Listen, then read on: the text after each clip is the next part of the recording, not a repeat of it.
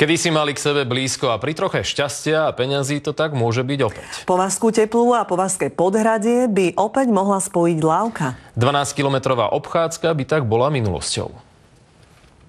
V 30. rokoch tu premávala kompa, za pár drobných previezla konské povozy i desiatky miestnych. 10 haliery, 20. Na jar v 45. ju Nemci podmínovali. V lete postavili novú. Táto fungovala až do roku 1948, kedy ju zničila veľká povodeň. Ak by ste potrebovali z Považskej Teplej prejsť do Považského Podhradia dnes, museli by ste použiť obchádzku cez Považskú Bystricu alebo mať poriadne vysoké čižmy.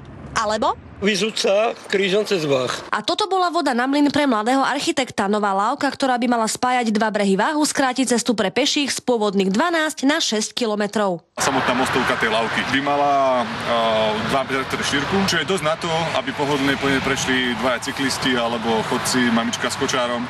Ľudia na jednej i druhej strane Váhu sú týmto nápadom nadšení. To by to bol dobrý nápad.